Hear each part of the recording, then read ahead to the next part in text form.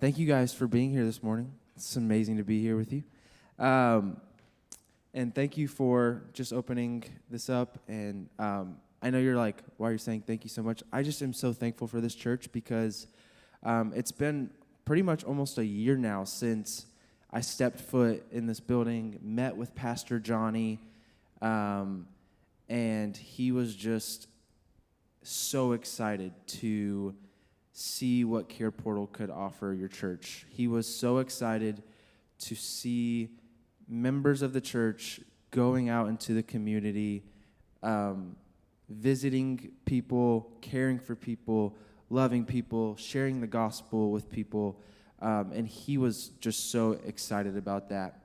I think he was excited about that because he was thinking about all of you that are in his mind. He was thinking about all of you and how you guys could, take what you guys believe in and actually go and share it and bring it to others. And so that's really why I'm so thankful for your church, because I've gotten to see you guys do that for the last 6 months and start with CarePortal. And so today's meeting is just to share a little bit about CarePortal for those of you and for your church to maybe get another glimpse of what CarePortal is, and to, again, provide opportunities for people to join and to be a part of the team and the team that is going and actually doing what is CarePortal.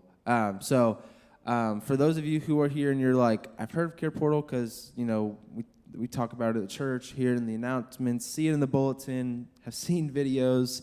I just want to give just another picture of CarePortal today. And I also want to just share a little bit about what your church has done, because I have just been celebrating that so much just as I've been preparing this. I've just so excited about what you guys have done already and what is to come. And so real quick, let's talk about what CarePortal is. The vision of CarePortal is that there would be more than enough care for every child, powered by care sharing and the love of Jesus.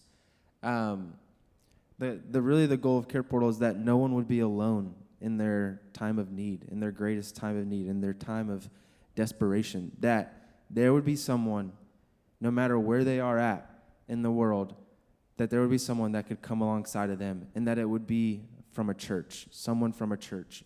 Maybe it's a mom from a church. Maybe it's a grandmom from a church. Maybe it's a man or a high schooler or a college student from a church that could come alongside of them. But the goal is that no one would be alone in their greatest time of need. And we focus primarily on the child. And so I'll talk a little bit more about it in just a second. But we partner with agencies, and a lot of our agencies serve children and families in local communities. And so it's all powered by care sharing and the love of Jesus. And so our goal with CarePortal, our vision, is that we would create communities of people who are caring and sharing, people who are working together, the body of Christ working together to go out and to help people and to share the love of Jesus. Now, what is CarePortal? CarePortal itself is a care-sharing technology that drives action for local children and families in crisis. So CarePortal at the root is a technology. We have developers that have developed this technology. If you're like, hey, I am terrible with technology, let me just tell you, it's not a hard technology. And for the most part, it's not even something that everyone would have to navigate. For the most part, Treena is navigating. Treena is the point person, the leader at your church here with CarePortal. Me and her, we communicate on a daily basis. I know Gary can attest to that. We text all the time, just coordinating and working together on how we can serve more people and how your church can get involved in that.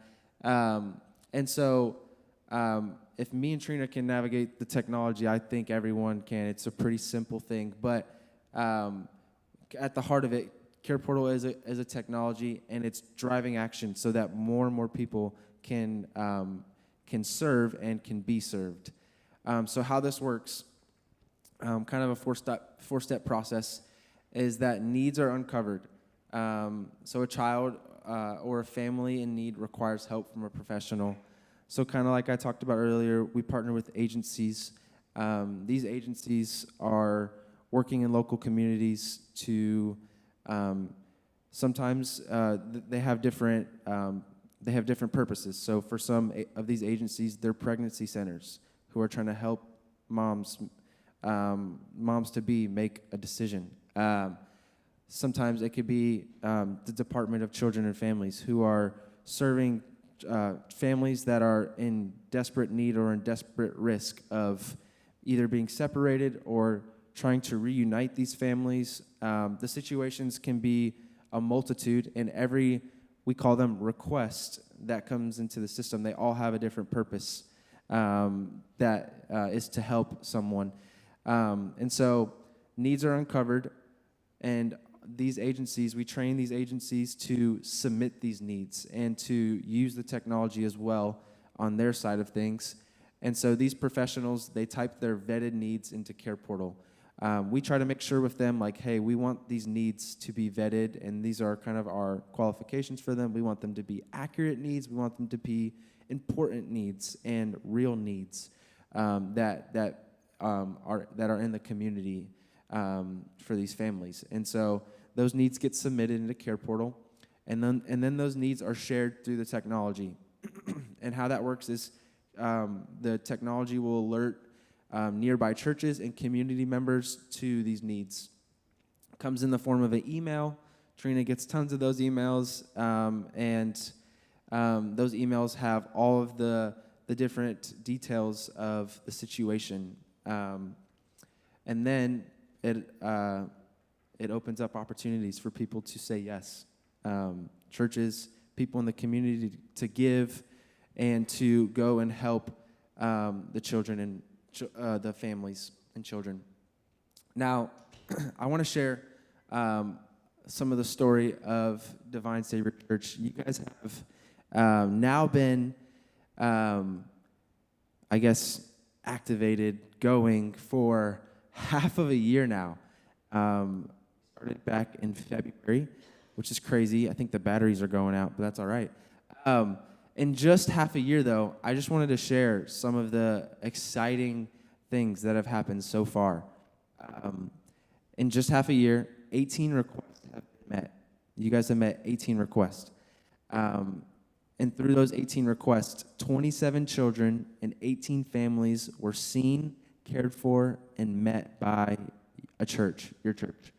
And through all those requests, over $15,000 of financial impact towards others, and through those needs that were served by you guys.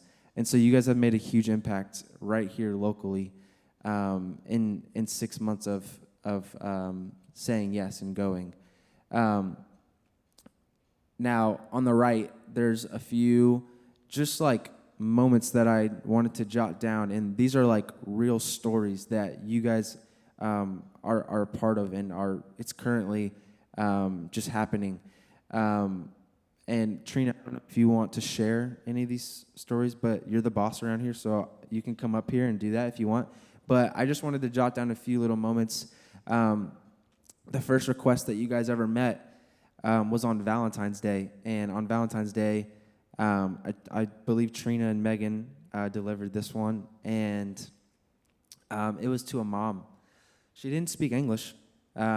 She spoke Spanish, but they brought her all the things that she needed, and they brought her some like little Valentine's goodies. And even though they didn't speak the same language, what they brought to her and the love that they showed brought her to tears. Man, I could cry just thinking about it. And that's so beautiful because that's the love of Jesus, just going and showing up and having the presence. And so that was a beautiful story. I know that there's also a boy that got impacted through Care Portal, and he wants to get baptized here at the church now. How cool is that? And then I just know that there's people who have expressed thankfulness to your church just for meeting them and showing up and helping them. And that's really amazing to know that there's people out in the community that have experienced love from a church and they've expressed thankfulness for it. And I'm sure that plants a seed in their heart. So those are little stories. Treena, do you want to share anything while we're here, while we're talking about this? Nope, no pressure.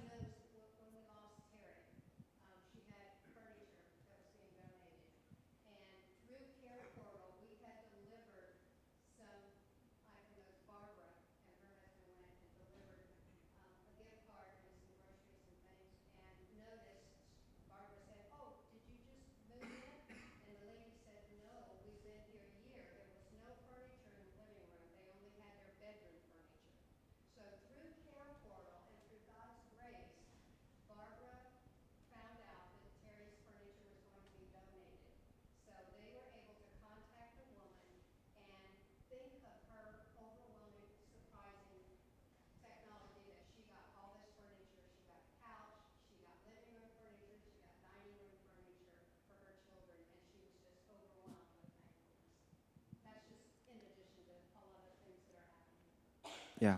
And so I'm thankful that your church has said yes and that you guys are delivering joy and hope to people. And I wanted you guys to see this, to know that this is something that is an opportunity for you to also be a part of, and to find out how you can fit into the team. I know that there are specific needs for your team. I know that this most specific need is that there would be more people to go and say, hey, I would be able to take this to the family and show up at their doorstep and with the items that are needed, and to, be the face that they meet from Divine Savior Church, and to, encourage them in the moments that you have with them, and to pray for them if the opportunity arises, and to share the gospel with them if you have that moment, but just to be vulnerable with them, to be a human who is caring for a human. I love saying this. We're all broken humans, but we're all created in God's image, and broken humans serving broken humans that are made in God's image is a beautiful testimony to be able to share and to live in. And so, real quick, just to share a little bit more impact with Care Portal. So we actually have a network of churches that are using Care Portal across Florida and in Palm Beach County.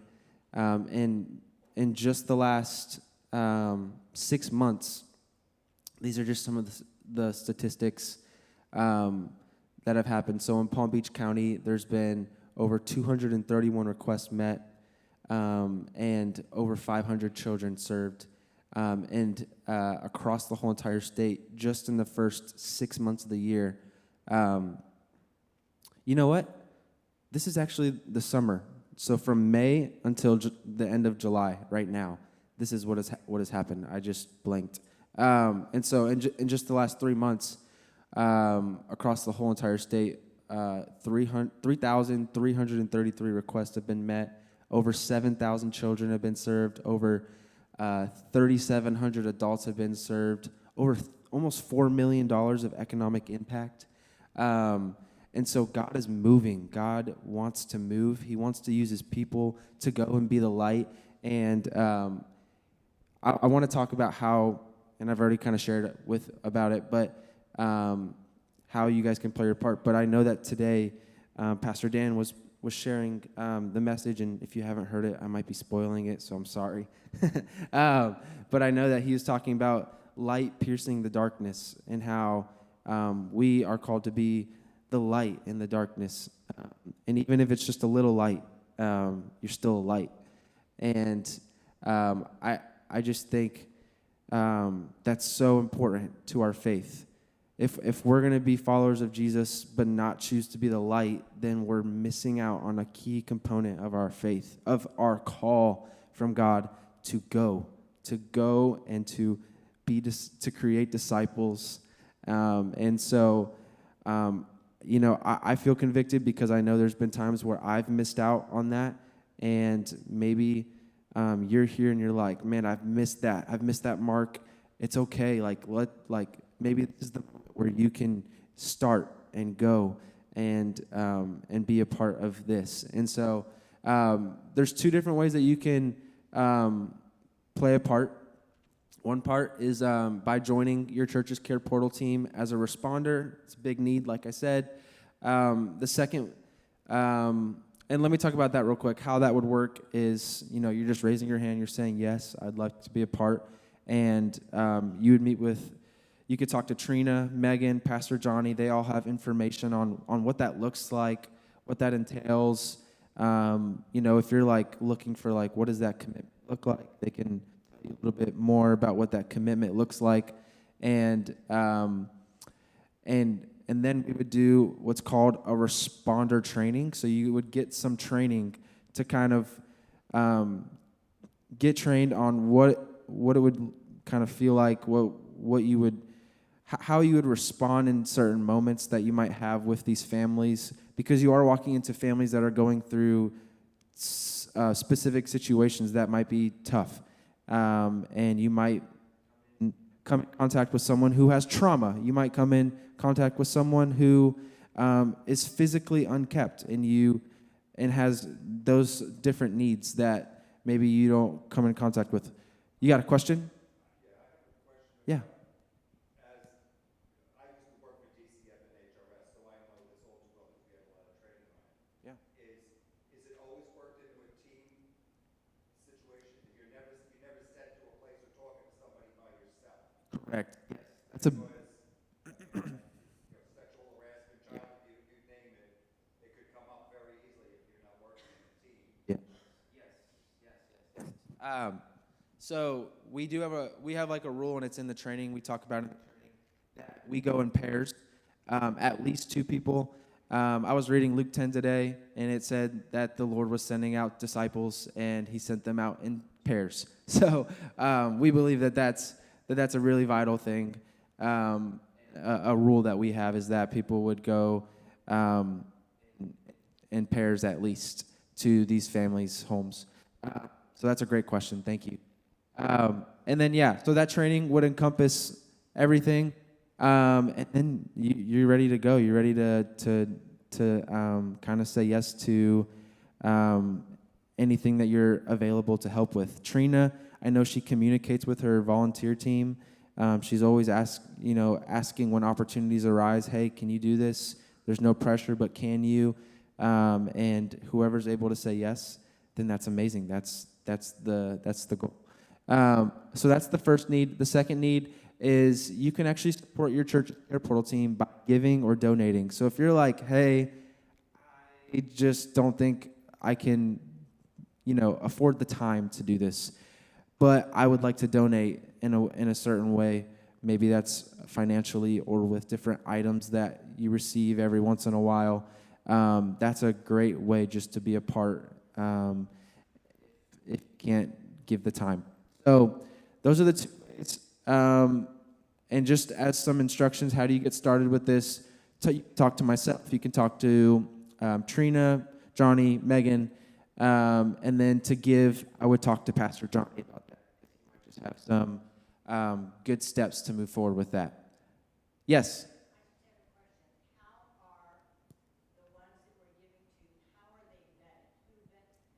Yeah, so when we train agencies, we talk to them and we train them on, hey, these are the needs that we are required. These are the needs.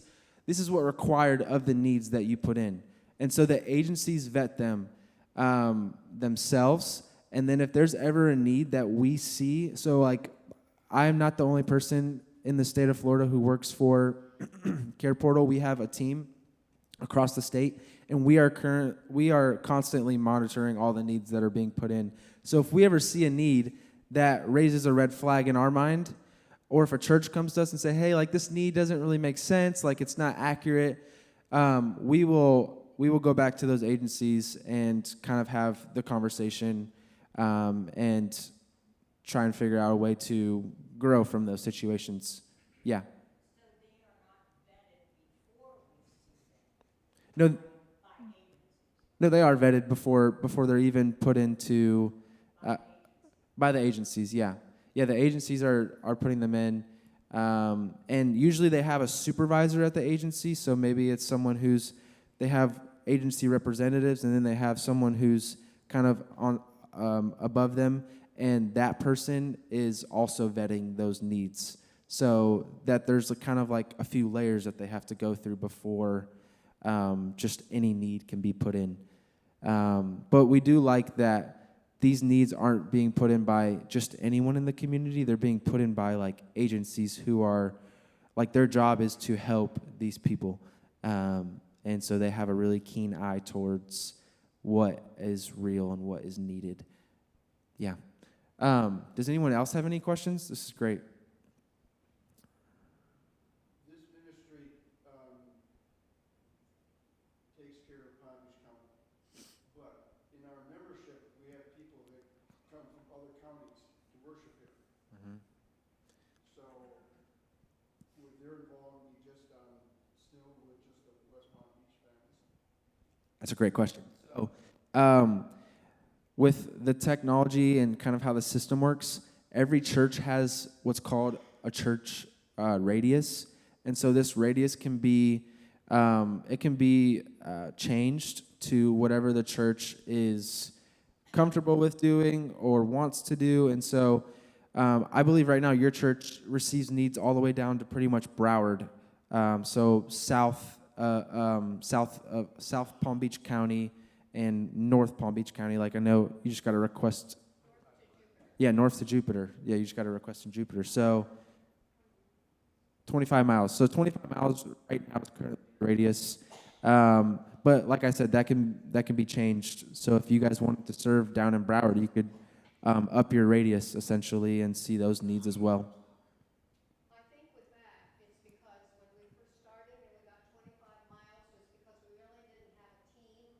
And we really don't have too much of a team right now, but if we get responders that are going to live in Jupiter or on up or farther, we can open it. But we have to have responders that will be available to go the distance that we put the radius in. So that can be changed, like Nicholas said, anytime. Yeah, and another idea just with that, like if you are joining the team as a responder and you're like, well, I know some friends in Jupiter, or I know, and probably you'd want to keep those friends, you'd want these specific friends to be going to the same church as you, but you could invite them to be a part of the response team so that you have more people up in certain areas so that you can go and serve those areas really well.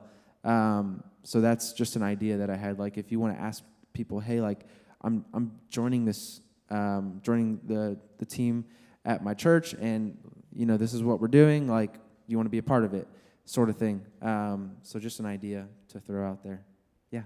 We're also encouraging the youth group to get involved. So if you're a parent of a youth, and we're trying to do deliveries on Sunday after church because it just seems to be a good time for people to go, take your youth with you so you can get them involved and they can be the feet of Jesus also.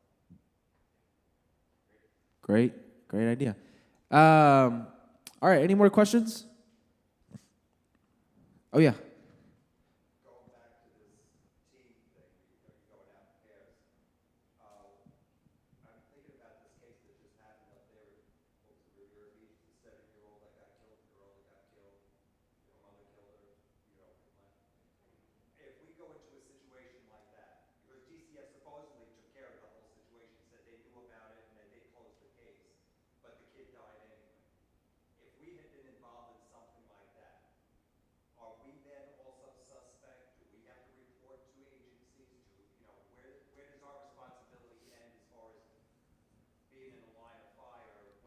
Yeah. makes the news or something like that. Yeah, I mean, Not maybe me, where are we talking about child abuse type of situations like this was, or are we just doing basic type stuff? yeah, I don't think that the agencies are going to send in others for a situation like that where there's like abuse and there's could be danger in the home. They're not putting in needs where that's happening. Usually, those are situations where those children are getting the children should be getting removed from the homes, and those parents are being put on a plan to get better and to kind of reconcile what might have happened. So usually the need that put into Care Portal are tangible needs that these families need to basically survive and to stay together. So a lot of needs that get how do I rephrase this? So a lot of cases that get started. DCF gets notified of is because of poverty within communities. And a lot of times this poverty can separate families, but if someone was just to receive a few items that are needed for their family to stay together, like whether that be like for a baby who they don't have diapers, they don't have soap, they don't have the things that a baby needs and they can't afford it. A lot of the times the needs are more of those situations where they just need a few tangible items so that they can their baby can be healthy and that their baby doesn't have to get taken out of their home because of it, and they can stay together as a family. So the needs are more centered around those type of situations. Well, we would also think of a situation where I think one of the options was to drive people to medical appointments and stuff, right? Am I right? Well, let's say it's an elderly person and you got them in your car. I'm assuming you're taking them there in your car. No. No. No, we don't do that. That's We Care. That's our members for our church only. Oh, If you were sick and you needed us to drive you to the doctor, we would. That's that's separate. different. Okay. Yes. Could you just say how communities donate to We Care so that all the funding that we use a lot of time is Yeah. funded by? Yeah. So Treena wants me to share a little bit about what it means to be a community champion, a connecting church. So your church is a connecting church, and all that means is that your church has basically said that we would like to be a church that has a Care Portal card, and we'd like to use that Care Portal card to receive funds from people in the community who donate. So there's a lot of businesses, a lot of organizations, a lot of just people who have heard about Care Portal and love Care Portal, and even people just from churches that want to sign up as a community. It's called a community champion, but they donate into specific requests that they see in the system, and churches can accept those as connecting churches. And so a lot of the requests that you guys have met have been because you guys have accepted funds that someone else has donated, which is amazing. Like that's people working together. That's people saying, joining to alliances and saying like, we're going to go and serve more people together. So a lot of the needs that you guys have responded to have been because others have donated and you guys have said, we'll take those funds and we'll go and help this family.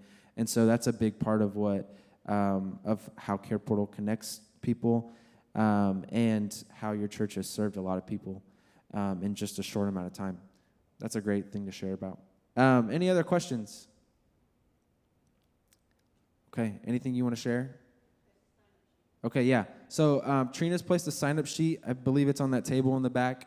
If you haven't already filled it out and you want to join the team as a responder, I would go ahead and just please fill out that form. Please just put your name, phone number, email, the standard information, and Treena will follow up with you after at some point. But thank you so much for your time, and blessings, everyone.